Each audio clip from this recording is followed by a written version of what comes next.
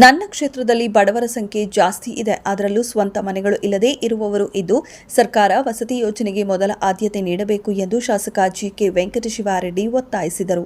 ಕೋಲಾರ ಜಿಲ್ಲೆಯ ಶ್ರೀನಿವಾಸಪುರ ತಾಲೂಕಿನ ಕಲ್ಲೂರು ಗ್ರಾಮದಲ್ಲಿ ಸಮುದಾಯ ಭವನ ಹಾಗೂ ಜೆ ತಿಮ್ಮಸಂದ್ರ ಗ್ರಾಮದ ಗ್ರಾಮ ಪಂಚಾಯಿತಿ ಕಚೇರಿಯ ಸಭಾಂಗಣದ ಉದ್ಘಾಟನಾ ಕಾರ್ಯಕ್ರಮವನ್ನು ಉದ್ಘಾಟಿಸಿ ಮಾತನಾಡಿ, ಗ್ರಾಮೀಣ ಭಾಗದಲ್ಲಿ ವಸತಿ ಯೋಜನೆಯಲ್ಲಿ ನಿರ್ಮಾಣವಾಗುತ್ತಿರುವ ಮನೆಗಳಿಗೆ ಅನುದಾನ ಪೂರ್ತಿ ಬಿಡುಗಡೆಯಾಗಿಲ್ಲ. ಅಧಿಕಾರಿಗಳೊಂದಿಗೆ ಸಭೆ ನಡೆಸಿದಾಗ ಅಧಿಕಾರಿಗಳು ಅನುದಾನ ಬಿಡುಗಡೆಯಾದ ವಿಚಾರವನ್ನ ಕೇಳಿ ಬೇಸರವಾಗಿದೆ. ಅದಕ್ಕೆ ಅನುದಾನ ಬಿಡುಗಡೆ ಮಾಡಬೇಕು. ಗ್ರಾಮೀಣ ಭಾಗದಲ್ಲಿ ಜೆಜೆಎಂ ಕಾಮಗಾರಿಗಳು ಅರ್ಧಂಬರ್ಧ ಮುಗಿಸಿರುವ ಗುತ್ತಿಗೆದಾರರನ್ನ ವಿಚಾರಿಸಿದಾಗ ಅನುದಾನ ಕೊರತೆಯ ಬಗ್ಗೆ ಸಮಸ್ಯೆ ತಿಳಿಸಿರುವುದು ಬೇಸರ ವ್ಯಕ್ತಪಡಿಸಿದರು.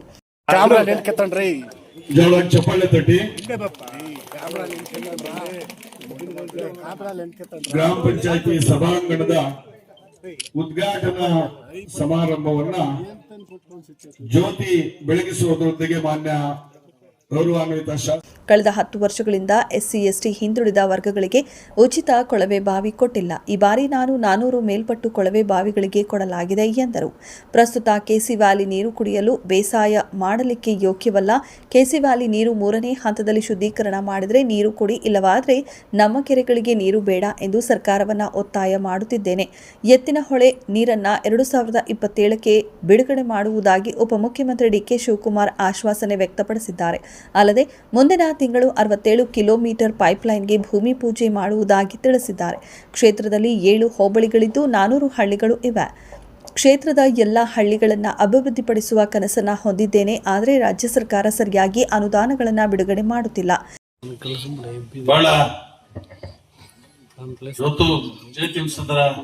ಗ್ರಾಮದಲ್ಲಿ ನಾವೆಲ್ಲ ಕೂಡ ಒಳ್ಳೆ ಅರ್ಥಪೂರ್ಣವಾದ ಒಂದು ಕಾರ್ಯಕ್ರಮವನ್ನ ಇವತ್ತು ಆಯೋಜನೆ ಮಾಡಿಕೊಂಡಿದ್ದೇವೆ. ಈಗಾಗಲೇ ನಾವು ಕಲ್ಲೂರಿನಲ್ಲಿ ಇದೇ ಪಂಚಾಯತ್ ಸೇರಿ ಕಲ್ಲೂರಿನಲ್ಲಿ ಒಂದು ಸಮುದಾಯ ಭವನ ಮೊನ್ನೆ ಶಂಕರರೆಡ್ಡಿ ಅಧ್ಯಕ್ಷರಾದ ಶಂಕರರೆಡ್ಡಿ ಅವರು ನೇತೃತ್ವದಲ್ಲಿ ನನ್ನ ಪಾತ್ರಗೂ ಸೇರಿ ಬಹಳ ಅಚ್ಚುಕಟ್ಟಾಗಿ ಕಟ್ಟಿದ್ದಾರೆ. ಅದನ್ನು ಕೂಡ ಉದ್ಘಾಟನೆ ಮಾಡಿದ್ದೇವೆ ನಾವು, ಪಾರ್ಲಿಮೆಂಟ್ ಸದಸ್ಯರು, ನಮ್ಮ ಮುಖಂಡರೆಲ್ಲ ಸೇರ್ಕೊಂಡು. ಮತ್ತೆ ಇಲ್ಲಿ ಗ್ರಾಮ ಪಂಚಾಯಿತಿ ಮುಂದುವರಿದ ಮೇಲ್ಛಾವಣಿ ಒಂದು ಸಭಾಂಗಣವನ್ನ ಬಹಳ ಅಚ್ಚುಕಟ್ಟಾಗಿ ಅವರು ಅಧ್ಯಕ್ಷರು ಮತ್ತೆ ಎಲ್ಲ ಅಧಿಕಾರಿಗಳು ಎಲ್ಲ ಸದಸ್ಯರು ಸೇರಿ ಇವತ್ತು ಬಹಳ ಅಚ್ಚುಕಟ್ಟಾಗಿ ನೆರವೇರಿಸಿದ್ದಾರೆ, ಬಹಳ ಅಚ್ಚುಕಟ್ಟಾಗಿ ಕಟ್ಟಿದ್ದಾರೆ. ಇದಕ್ಕೆ ಶ್ರಮವನ್ನು ಪಟ್ಟ ಎಲ್ಲ ಮುಖಂಡರು ಕೂಡ ನಾನು ಈ ಸಂದರ್ಭದಲ್ಲಿ ಪ್ರತ್ಯಕ್ಷವಾಗಿ ಪರೋಕ್ಷವಾಗಿ ಸಹಕರಿಸಿದವ್ರನ್ನ ಎಲ್ಲರನ್ನೂ ಕೂಡ ನಾನು ಅಭಿನಂದನೆಗಳನ್ನ ಸಲ್ಲಿಸ್ತೇನೆ. ಈಗ ಒಳ್ಳೇದಾಗ್ಲಿ ಹೇಳ್ತಾ ಇದ್ರು. ಈಗ ಈ ಗ್ರಾಮ ಪಂಚಾಯತಿಗೆ ಈ ಪಾರಿತೋಷಿಕ ಕೂಡ ಬಂದಿದೆ ಅಂತ. ಗಾಂಧೀಜಿ ಪುರಸ್ಕಾರ ಬಂದಿದೆ ಅಂತ ನ್ಯಾಷನಲ್ ಲೆವೆಲ್ ಅಲ್ಲಿ ಅಲ್ಲ, ನ್ಯಾಷನಲ್ ಲೆವೆಲ್ ಅಲ್ಲ, ಸ್ಟೇಟ್ ಅವಾರ್ಡ್, ರಾಜ್ಯದ ಒಂದು ಪ್ರಶಸ್ತಿ ಕೂಡ ಈ ಪಂಚಾಯತಿಗೆ ಒಳ್ಳೆ ಪಂಚಾಯತಿ ಅಂತ ಬಂದಿದೆ. ಇದಕ್ಕೆ ಎಲ್ಲರಿಗೂ ಕೂಡ ಈ ಒಂದು ಗೌರವ ಎಲ್ಲ ಈ ಗ್ರಾಮ ಪಂಚಾಯತಿಗೆ ಸೇರಿದ ಎಲ್ಲ ಮುಖಂಡರಿಗೂ, ಗ್ರಾಮ ಪಂಚಾಯತ್ ಸದಸ್ಯರಿಗೂ, ಅಧ್ಯಕ್ಷರಿಗೂ, ಅಧಿಕಾರಿಗಳಿಗೂ ಎಲ್ಲರಿಗೂ ಕೂಡ ಈ ಗೌರವವನ್ನು ಸಲ್ಲುತ್ತೆ. ಈ ಸಂದರ್ಭದಲ್ಲಿ ಎಲ್ಲರನ್ನೂ ಕೂಡ ನಾನು ಅಭಿನಂದನೆಗಳನ್ನ ಸಲ್ಲಿಸ್ತೇನೆ. ಇವತ್ತು ನಮ್ಮ ಮೂಲಭೂತ ಸೌಕರ್ಯಗಳ ಬಗ್ಗೆ ನಮ್ಮ ಪಾರ್ಲಿಮೆಂಟ್ ಸದಸ್ಯರು ಮತ್ತೆ ನಮ್ಮ ಇವರು ಸಂಕ್ಷಿಪ್ತವಾಗಿ ಎಲ್ಲಾ ವಿಷಯಗಳನ್ನು ತಾಲೂಕಿನಲ್ಲಿ ಆಗ್ತಾ ಇರುವ ಆಗುಹೋಗುಗಳನ್ನ, ಡೆವಲಪ್ಮೆಂಟ್ ಅಭಿವೃದ್ಧಿ ಕಾರ್ಯಕ್ರಮಗಳ ಬಗ್ಗೆ ನಿಮ್ಗೆಲ್ಲರೂ ಕೂಡ ನಾನು ತಿಳಿಸ್ತಾ ಇದ್ದೆ, ನಾನು ಯೋಚನೆ ಮಾಡ್ತಾ ಇದ್ದೆ ಅವಾಗಲೂ. ಇಷ್ಟೇ ಅಲ್ಲ, ಇವತ್ತು ಮನೆಗಳು ಬರಬೇಕಾಗಿತ್ತು. 2 ವರ್ಷದಿಂದ ಮನೆಗಳು ಬಂದಿಲ್ಲ ರಾಜ್ಯ ಸರ್ಕಾರದ ವತಿಯಿಂದ. ಯಾವತ್ತೂ ಇಂಥ ಒಂದು ಪರಿಸ್ಥಿತಿ ನಾವು ನೋಡ್ಲಿಲ್ಲ. ಪ್ರತಿಯೊಂದು ನಾನು 43 ವರ್ಷದಿಂದ ನಿಮ್ಮೆಲ್ಲರ ಆಶೀರ್ವಾದದಿಂದ ಶಾಸಕನಾಗಿದ್ದೇನೆ 5ನೇ ಸಾರಿ. ಯಾವತ್ತೂ ಕೂಡ ಪ್ರತಿಯೊಂದು ವರ್ಷನೂ ಕೂಡ ಮನೆಗಳು ಡಿಸ್ಟ್ರಿಬ್ಯೂಟ್ ಮಾಡ್ತಾ ಇದ್ರು. ಮನೆಗಳು ಒಂದು ಎಲ್ರಿಗೂ ಕೂಡ ತಲುಪುವಂತೆ ಎಲ್ಲಾ ಗ್ರಾಮಗಳಿಗೆ ಫಲಾನುಭವಿಗಳಿಗೆ ಕೊಡ್ತಾ ಇದ್ರು. ಈಗ ಈ ಪರಿಸ್ಥಿತಿ ಬದಲಾವಣೆ ಆಗಿದೆ. ಬಹಳ ದುಃಖ ಆಗುತ್ತೆ ನನಗೆ. ಯಾಕಂದ್ರೆ ಮನೆಗಳಿಗೆ ಬಹಳ ಇಂಪಾರ್ಟೆಂಟ್. ಇವತ್ತು ಅನೇಕ ಜನ ಗ್ರಾಮಾಂತರ ಪ್ರದೇಶದಲ್ಲಿ ಇವತ್ತು ಕೂಡ ಮನೆಗಳಿಲ್ಲ, ಸೈಟುಗಳಿಲ್ಲ ಅಂತ ಒಂದು ಪರಿಸ್ಥಿತಿ ಏನಿದೆ. ಪ್ರಥಮವಾಗಿ ಸರ್ಕಾರ ಪ್ರಥಮ ಆದ್ಯತೆಯನ್ನ ಮನೆಗಳು ಕೊಡುವುದಕ್ಕೆ ಮೀಸಲಿಡಬೇಕು. ಇವತ್ತು ಕುಡಿಯುವ ನೀರು ಕೊಡ್ತಾ ಇದ್ದೇವೆ. NREG ಈ ಯೋಜನೆ ಬಂದಿದೆಯಲ್ಲಪ್ಪ, ಜಲ್ ಜೀವನ್ ಕಾರ್ಯಕ್ರಮದಲ್ಲಿ ಎಲ್ಲ ಗ್ರಾಮಗಳಿಗೂ ಅದಕ್ಕೂ ಕೂಡ ಸರಿಯಾಗಿ ಡಿಸ್ಟ್ರಿಬ್ಯೂಟ್ ಆಗ್ತಾ ಇಲ್ಲ, ದುಡ್ಡು ಸರಿಯಾಗಿ ಬಂದಿಲ್ಲ. ಬರದೇ ಇರೋದಕ್ಕೋಸ್ಕರ ಇವತ್ತು ಗ್ರಾಮಾಂತರ ಪ್ರದೇಶದಲ್ಲಿ ನಾನ್ ನೋಡ್ತಾ ಇರೋದು ಅರ್ಧ ಮಾಡ್ತಾರೆ, ಅರ್ಧ ಬಿಡ್ತಾರೆ, ಅರ್ಧ ಮಾಡ್ತಾರೆ. ಯಾಕಪ್ಪ ಅಂತಂದ್ರೆ ನಾನು ಗಲಾಟೆ ಮಾಡಿ ಮೀಟಿಂಗ್ ಮಾಡಿ ಸಾಕಾಗಿ ಅದು ಇನ್ನ ದುಡ್ಡು ಬರ್ಲಿಲ್ಲ ಸರ್, ನಾವೇನ್ ಮಾಡೋದು ಅಂತ ಹೇಳಿ ಅವರ ಸಮಸ್ಯೆಯನ್ನು ನಮ್ಮ ಮುಂದೆ ಇಡ್ತಾರೆ. ಇಮಿಡಿಯೇಟ್ ಆಗಿ ತತ್ಕ್ಷಣ ಇವೆಲ್ಲ ಕೂಡ ಮನೆಗಳು ಕೊಡುವುದ ಮುಖಾಂತರ ಮತ್ತೆ ಈ ಒಂದು ಜಲ್ ಜೀವನ್ ಮಿಷನ್ ಕಾರ್ಯಕ್ರಮಕ್ಕೆ ದುಡ್ಡು ಕೂಡ ಇಮಿಡಿಯೇಟ್ ತತ್ಕ್ಷಣ ರಿಲೀಸ್ ಮಾಡಬೇಕು ಇಡೀ ಜಿಲ್ಲೆಯಲ್ಲಿ ಅಂತ ನಾನು ಸರ್ಕಾರವನ್ನ ಈ ಸಂದರ್ಭದಲ್ಲಿ ವಿನಂತಿ ಮಾಡ್ತೇನೆ, ಒತ್ತಾಯ ಮಾಡ್ತೇನೆ.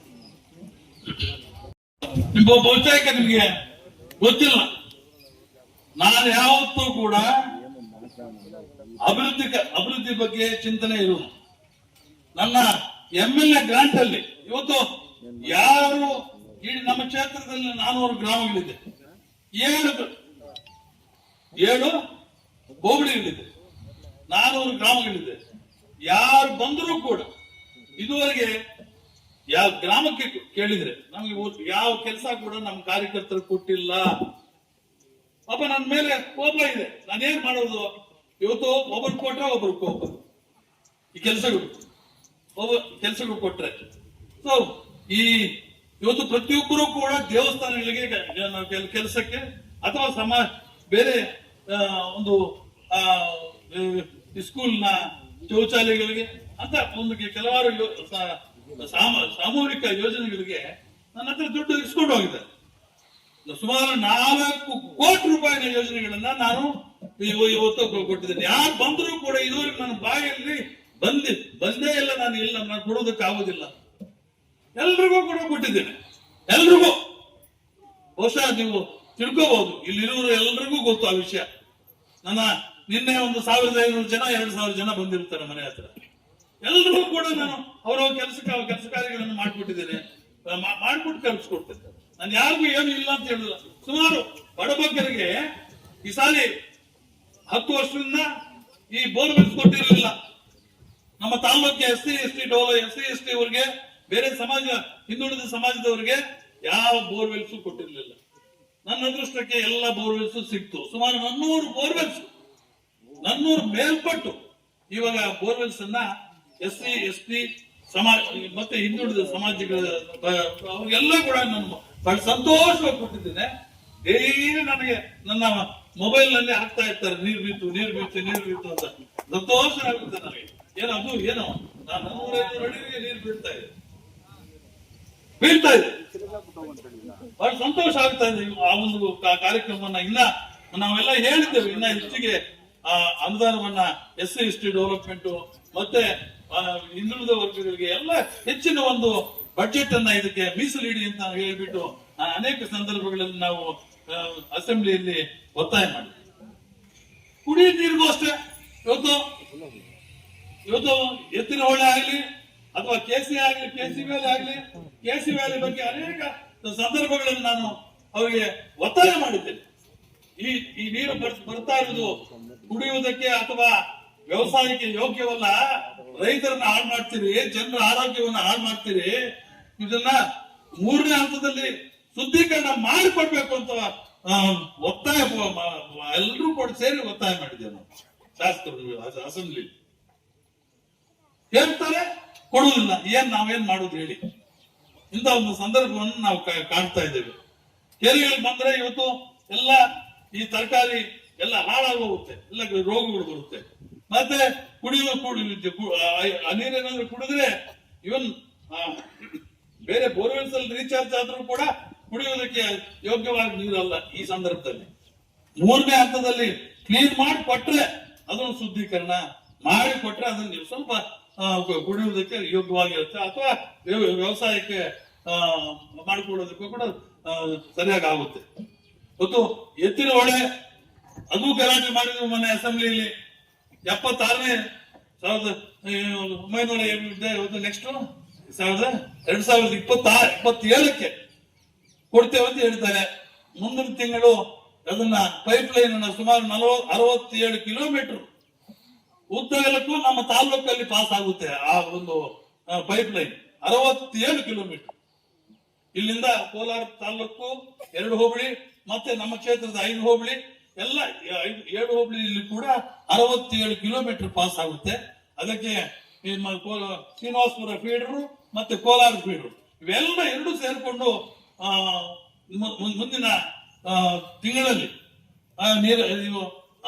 ನೀರಾವರಿ ಸಚಿವರು ಬೃಹತ್ ನೀರಾವರಿ ಸಚಿವರು ಶಿವಕುಮಾರ್ ಅವರು ಇದನ್ನು ಗುದ್ದಲಿ ಪೂಜೆ ಮಾಡ್ತೇನೆ ಅಂತ ನಮಗೆ ಸಭೆಯಲ್ಲಿ ಅವತ್ತು ಆಶ್ವಾಸನೆಯನ್ನು ಕೊಟ್ಟಿದ್ದಾರೆ, ಮಾಡ್ತೇನೆ ಅಂತ ಒಪ್ಕೊಂಡಿದ್ದಾರೆ, ಮಾತು ಕೊಟ್ಟಿದ್ದಾರೆ. 2027ಗೆ ನೀರು ಕುಡಿಯುವ ನೀರಿನ ಎಲ್ಲ ಗ್ರಾಮಗಳಿಗೂ ಕೂಡ ಎತ್ತಿನ ಹೊಳೆಯಲ್ಲಿ ಆ ನೀರು ಬಂದ್ರೆ ಅಟ್ಲೀಸ್ಟ್ ಏನೋ ಒಂದು ಶುದ್ಧ ನೀರು ಬರುತ್ತೆ. ಮತ್ತೆ ಕೆರೆ ಮುಂದಿನ ಹಂತಗಳಲ್ಲಿ ಕೆರೆಗಳು ಬರ್ಬೋದು. ಫಸ್ಟ್ ಕುಡಿಯೋದಕ್ಕೆ ನೀರು ಕೊಡಿ ಅಂತ ನಾವೆಲ್ಲ ಕೂಡ ಒತ್ತಾಯ ಮಾಡಿದ್ದೇವೆ.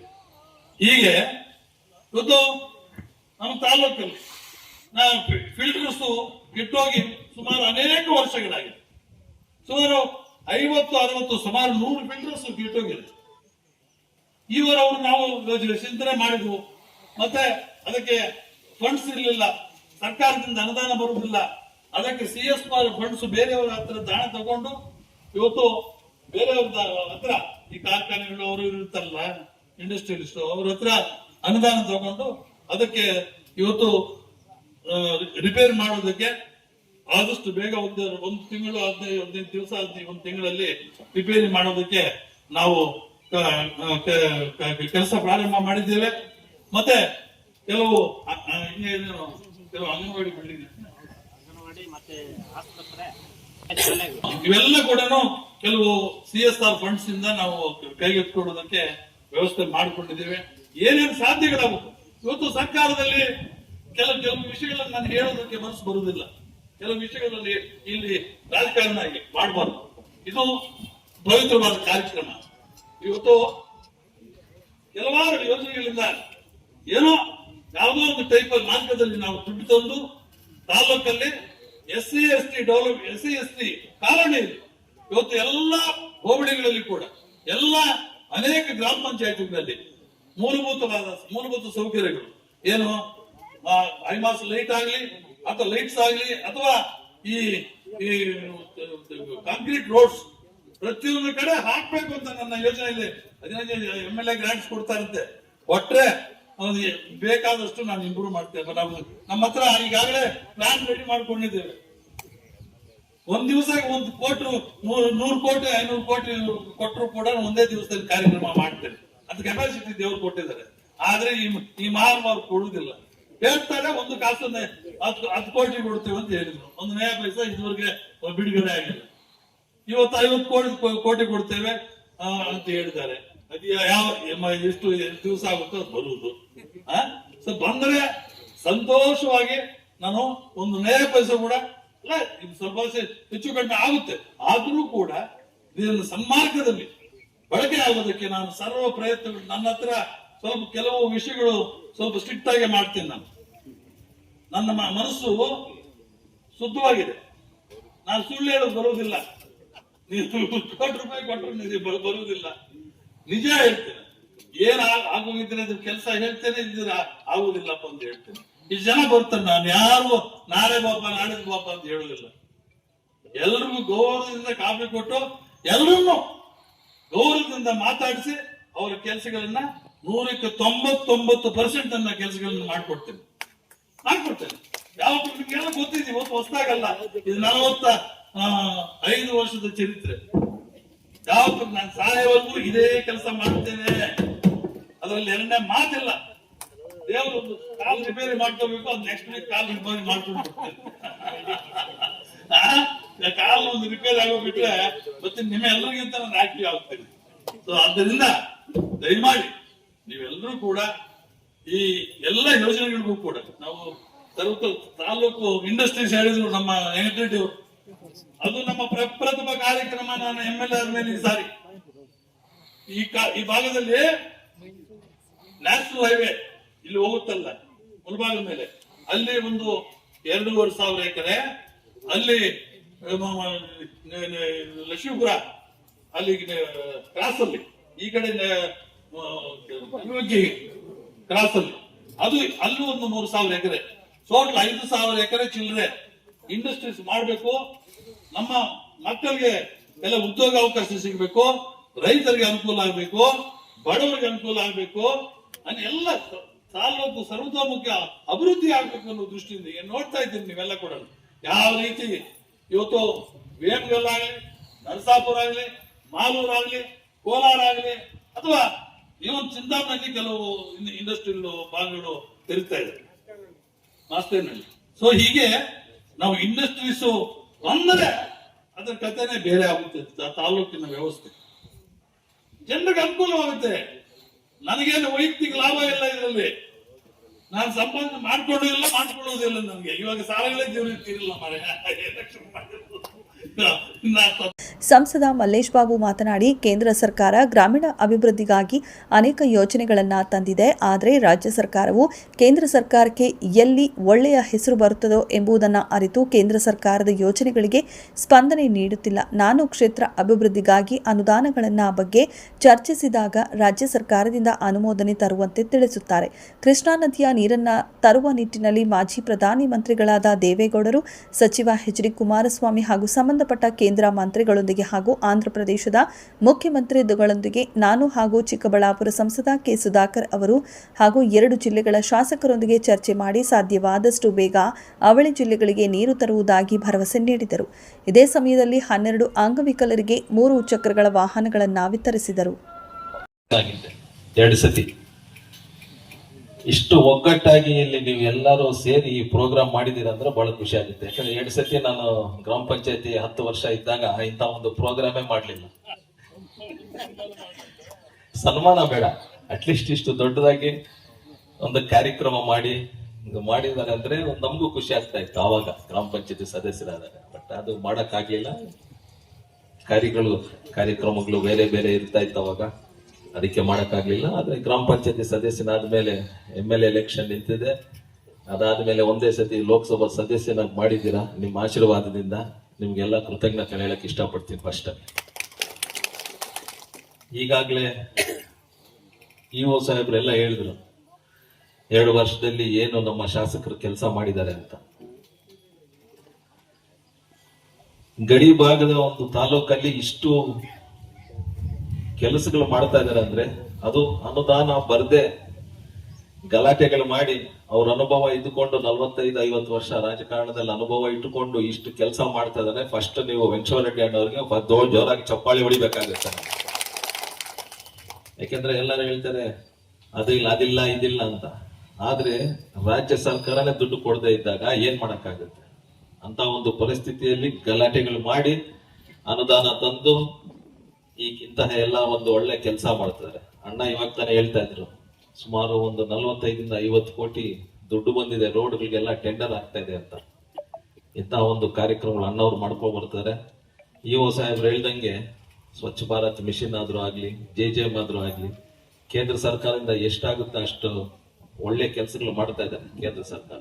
ರಾಜ್ಯ ಸರ್ಕಾರ ಅದಕ್ಕೆ ಮ್ಯಾಚಿಂಗ್ ಗ್ರಾಂಟ್ಸ್ ಅಂತ ಏನು ಕೊಡಬೇಕು ಅದು ಕೊಟ್ಟು ಕೆಲಸಗಳು ಬೇಗ ಮಾಡಿದ್ರೆ ಕುಡಿಯೋ ನೀರಾದ್ರೂ ಆಗ್ಲಿ, ಸ್ವಚ್ಛತೆ ಆದ್ರೂ ಆಗ್ಲಿ ಎಲ್ಲ ಬೇಗ ಆಗುತ್ತೆ. ಆದ್ರೆ ರಾಜ್ಯ ಸರ್ಕಾರ ಸ್ವಲ್ಪ ಮೀನಾಮೇಷ ಎಳಿತಾ ಇದೆ. ಎಲ್ಲಿ ಕೇಂದ್ರ ಸರ್ಕಾರಕ್ಕೆ ಒಳ್ಳೆ ಹೆಸರು ಬರುತ್ತೋ, ಎಲ್ಲಿ ನರೇಂದ್ರ ಮೋದಿ ಅವ್ರಿಗೆ ಒಳ್ಳೆ ಹೆಸರು ಬರುತ್ತೋ ಅಂತ ಇಂತಹ ಒಂದು ಪರಿಸ್ಥಿತಿಯಲ್ಲಿ ನಾವು ಇದೀವಿ. ಬಹಳ ಕೆಟ್ಟ ಕಾಲದಲ್ಲಿ ಇದೀವಿ ಅಂತ ನನಗೆ ಒಂದು ಅನಿಸಿಕೆ. ಯಾಕೆಂದ್ರೆ ನಾವು ಕೇಂದ್ರದಲ್ಲಿ ನಾನು ಅಲ್ಲಿ ನೋಡಿದಾಗ ಏನಾದ್ರು ಕೇಳಿದಾಗ ಅವ್ರು ಒಂದೇ ಮಾತು ಹೇಳ್ತಾರೆ, ನಿಮ್ದು ಏನಾದ್ರೂ ಇದ್ರೆ ಸ್ಟೇಟ್ ಗೌರ್ಮೆಂಟ್ ಇಂದ ನೀವು ಪುಷ್ ಮಾಡ್ಕೊಂಡು ಎತ್ಕೊಂಡ್ ಬನ್ನಿ ಇಲ್ಲಿ ಪ್ರಾಜೆಕ್ಟ್ಸ್, ನಾವು ಅದನ್ನ ಫೀಸಿಬಿಲಿಟಿ ನೋಡ್ಕೊಂಡು ಸ್ಯಾಂಕ್ಷನ್ ಮಾಡ್ತೀವಿ ಅಂತ. ಸುಮಾರು 8 ತಿಂಗಳ ಹಿಂದೆ ನಾನು ಮೈನಾರಿಟೀಸ್ ಒಂದು 330 ಲಕ್ಷ 330 ಕೋಟಿದು ಒಂದು ಪ್ರಾಜೆಕ್ಟ್ ರೆಡಿ ಮಾಡಿಕೊಟ್ಟೆ.